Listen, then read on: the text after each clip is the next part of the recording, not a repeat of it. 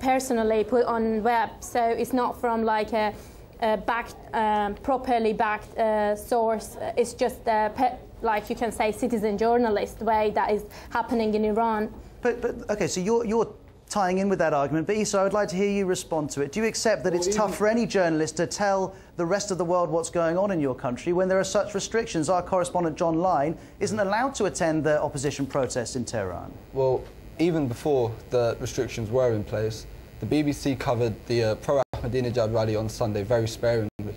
There were hundreds of thousands of people who turned up. I didn't even vote for Dr. Ahmadinejad.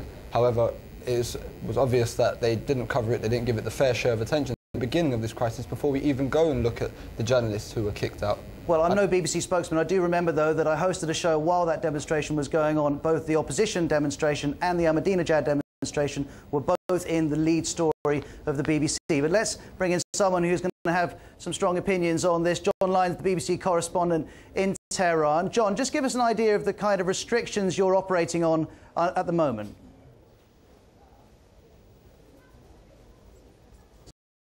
Like, I can see a picture of John, but he's frozen. So we'll try and go back to him in a minute. And Sarah, you wanting to pick up on what Issa was saying? I'm just saying that when you're not allowing the free reporters to go and make reports on the demonstrations, when they are just allowed to go and report on Ahmadinejad's rally, but they are banned on reporting on the opposition's one, that's how it's happening. So to be fair, I'm saying this is a very tiny mistake that can bring out devastation out of it. So that's a very small point. OK, well, those of you watching on BBC World News, I'm sorry we couldn't speak to John Lyons. To be honest, there have been technical problems getting in touch, not just with him, but with almost anyone in Iran all week. So while we're trying to fix that, let's bring in Kevin Anderson, head of blogs at The Guardian newspaper, and also one of the founding producers of World Have Your Say. Good to have you back on, Kevin. Good to see you, Raz.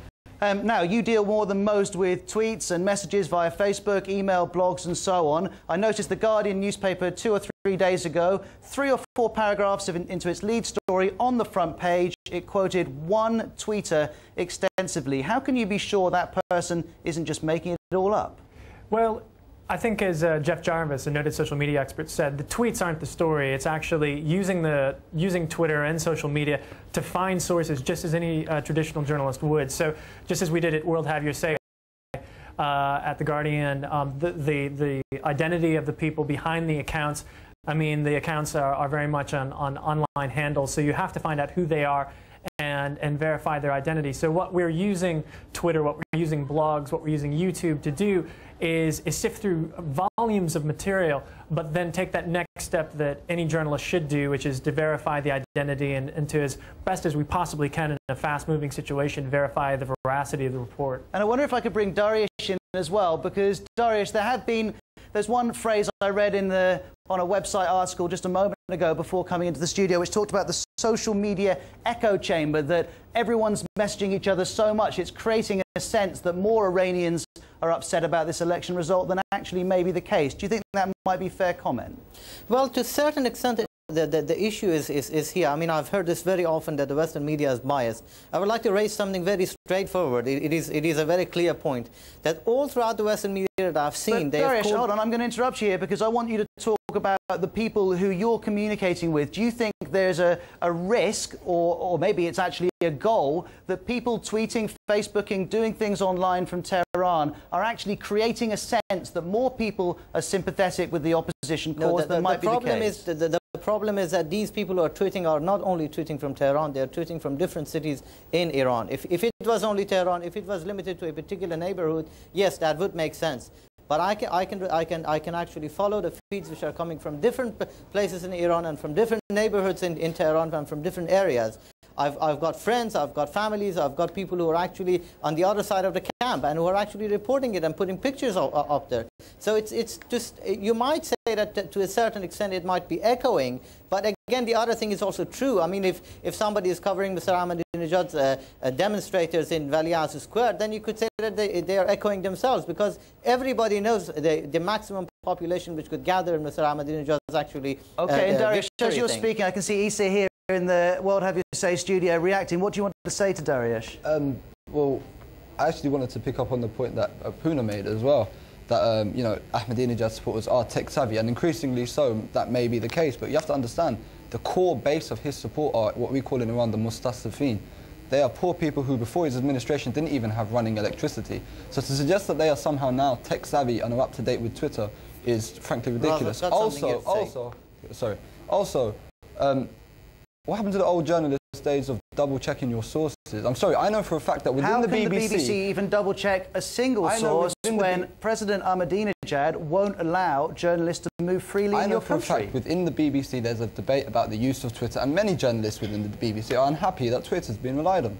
I know for a fact because I've spoken to some of your journalists. OK, before, Mariam, I know you want to come in, but we've got a phone connection at least to John Line, our correspondent in Tehran. John, let me bring you in. Tell us, first of all, what restrictions are you operating under in Iran at the moment? Yeah, we're not allowed to go out to cover opposition demonstrations. We're not really allowed out of the office at all without official permission, although we did go down to Friday prayers today. And by the way, and I just want to stress that I have always been trying my utmost to show the side of the story from President Ahmadinejad's supporters, and I've always stressed, contrary to what many opposition people say, that he has a lot of genuine supporters in this country. We're looking at them now. These are not just people paid to come and go to his meetings. There is real, deep strength of feeling. And the point I've been stressing all the way along is that whatever the numbers are on both sides, this is a country deeply, deeply divided. And I really fear for Iran because of that. There are very strong feelings on both sides. We can argue about the numbers and the details, but there's no doubt about that.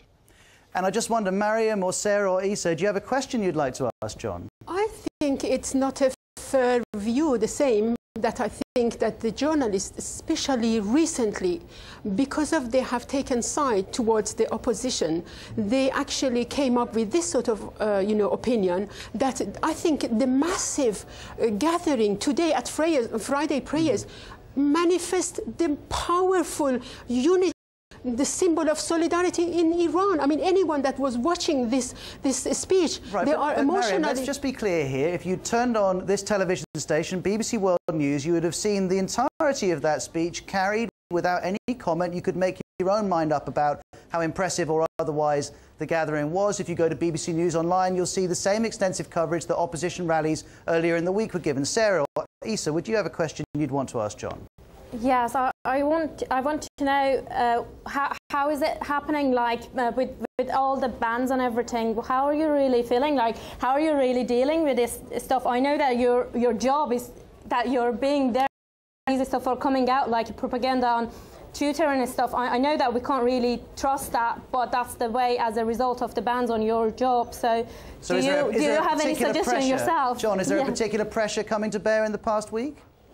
Well, yes, the government and the supreme leader of Iran did, I think, call us evil today, called the BBC evil, and satanic were his words about the BBC. So I think there's a minor degree of pressure there, yeah, and called the British government evil.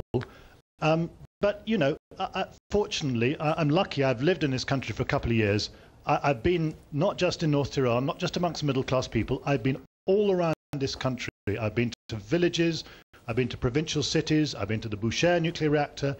I think I'm allowed some of what is going on at the moment. And with due respect, I don't think today's rally shows the unity of the country. I think it shows exactly the opposite. It shows the deep, deep division between the people there and the people who were in the rally I was on Monday, which is by any account a massive opposition rally. And I'm sorry, this country is desperately divided now. John, thank you very much indeed for joining us live from Tehran. I can see that Mariam and Issa are both putting their hands up. I will come back to you, I promise, before the end of the show. But lots of you are taking part in this discussion online at worldhaveyoursay.com. Let's hear some of the messages that you're posting with Fiona. This is Victor from the blog. He says, the media will always be our eyes and ears in the parts of the world where we are not able to get to. Those blaming and criticising media are hell-bent and looking for an scapegoat for their woes. This from Worldview56 on Twitter. I trust no one. I watch several mainstream international media channels and follow several social networks. I compare, digest, filter and make up my own mind. And this from Henk on the World Have Your Say blog. I don't see this as a Twitter revolution. I do see this as a revolution with a few windows for the outside world to look through. As information consumers, we can only take the sources we are able to find. and make our own judgments to their value. To make good judgments, it helps to be critical and not credulous. You can email, phone, tweet or text. On Twitter, if you type in "World Have Your Say," it'll come up with our site.